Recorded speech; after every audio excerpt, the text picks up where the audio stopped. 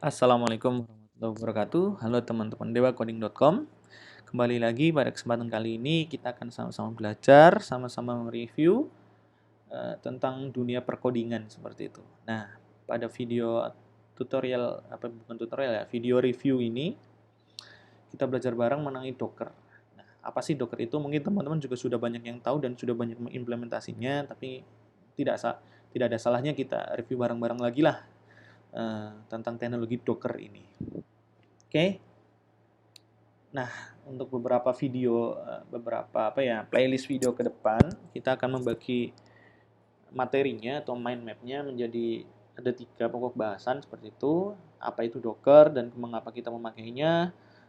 Di sini ada pengertian dan alasan kita perlu menggunakan Docker. Kemudian instalasi Docker, kita akan mencoba menginstal Docker. Nanti di dalam Docker itu ada istilah image dan container, kita akan pelajari ke depannya teman-teman. Kemudian kita akan membuat project sederhana menggunakan Docker dan Node.js. Oke. Nah, ini ada pengertiannya teman-teman. Saya ambil pengertiannya dari dewaweb.com. Teman-teman bisa langsung ke alamat ini untuk melihat secara lengkap. Di sini yang saya garis besar apa ini namanya? Bold ya gitu ya. Yang cetak tebal itu ada kata kuncinya. Jadi Docker adalah wadah atau kontainer, kemudian software secara lengkap beserta semua hal lainnya. Di sini ada istilah yang tadi saya sudah sebutkan, ada image dan container seperti itu. Ya inilah deskripsinya, teman-teman bisa baca sendiri. Nah, apa sih? Pasti teman-teman gini, misal kita ambil contoh saja, teman-teman dapat suatu project untuk mengerjakan suatu web aplikasi seperti itu.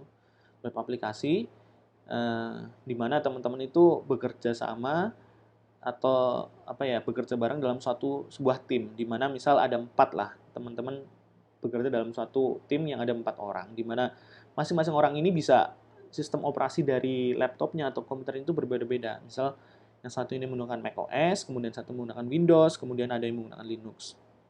Nah, hal ini dapat menyebabkan adanya masalah pada sistem environment ketika menjalankan suatu web aplikasi itu, ketika sudah akan integrasi. Nah, contohnya bisa saja misal tadi web aplikasi yang kita bangun misal tentang sekolah seperti itu.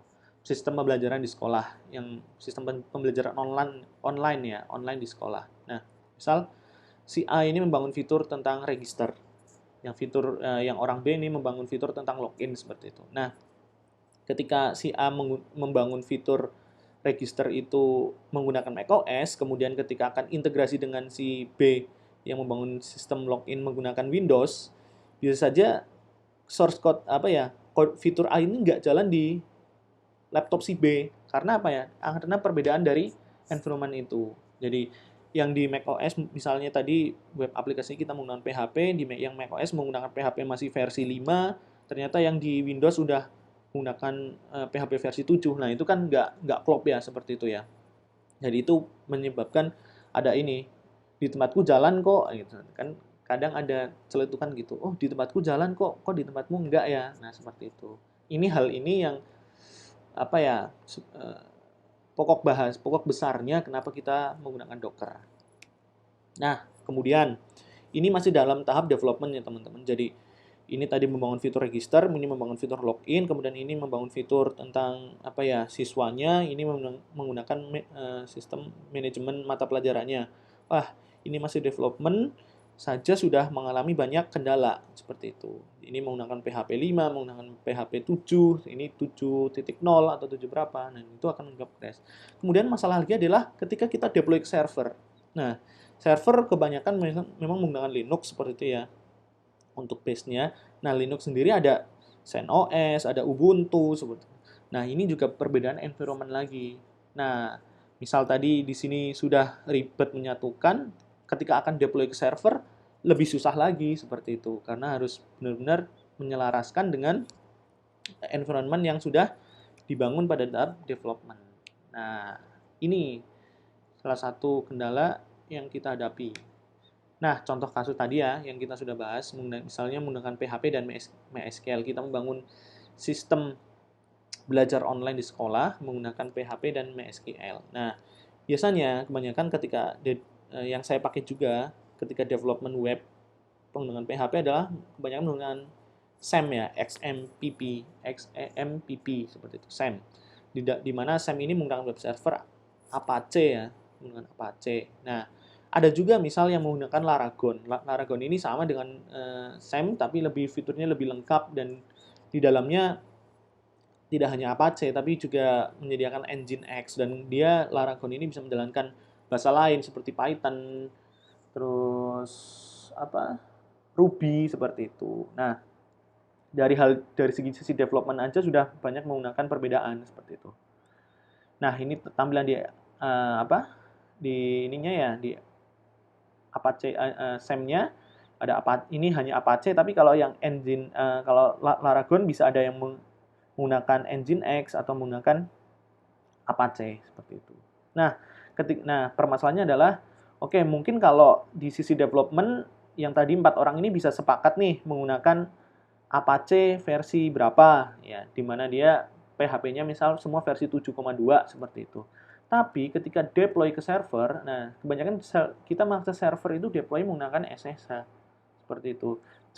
Sedangkan Apache SAM ini atau Laragon ini kebanyakan sudah dalam bentuk GUI seperti ya, ada interface-nya. Mau nggak mau ketika akan deploy ke server, berarti kita harus menginstal satu-satu, yaitu Apache-nya, versi Apache-nya, terus PHP-nya, versi PHP-nya, ataupun kalau kita menggunakan Nginx, berarti di server harus menginstal Nginx juga seperti itu.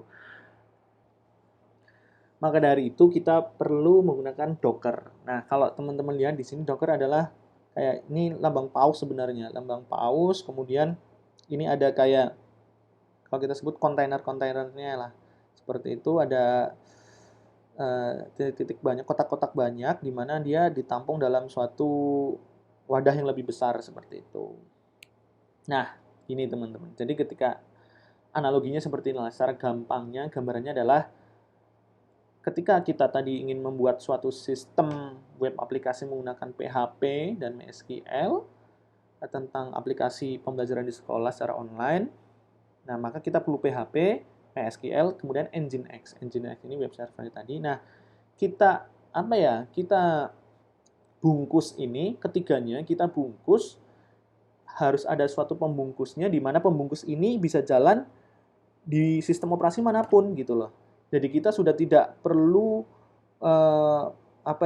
sudah tidak perlu menginstal sendiri PHP-nya, kemudian kita tidak usah sendiri menginstal Nginx-nya, menginstal MySQL-nya gitu. Jadi sudah ada bungkusan, di mana ketika bungkusan ini dipindah ke sistem operasi lain, pindah antar laptop atau pindah ke server atau deploy ke server, kita itu tinggal menjalankan perintah yang lebih sedikit dan meminimalkan error yang terjadi. Nah, makanya pembungkus ini kita dibungkus ke dalam Docker ya. Secara gampangnya seperti itu.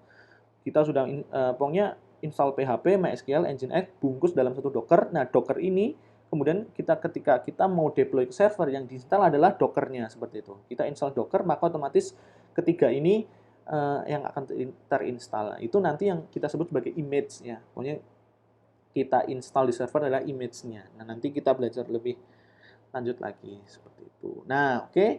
Jadi tadi sudah dibungkus ya, sudah dibungkus oleh Docker. Nah, Docker ini yang kita install atau kita implementasikan di masing-masing laptop. Jadi nanti misalnya yang developer A menggunakan Windows, ya cukup menggunakan Docker ini. Jadi semua environment di dalamnya, versi PHP-nya, versi MySQL-nya, versi Nginx-nya akan selaras semua seperti itu. Ada yang menggunakan macOS juga akan sama. Kemudian ada yang menggunakan Linux atau ketika kita akan deploy ke server. Jadi sudah tidak ada kata-kata lagi bahwa di tempatku jalan kok, kemarin jalan kok di tempatku. Nah, kenapa kok di server nggak jalan? Maka hal tersebut akan sudah diminimalisir. Oke, lanjut ke video selanjutnya.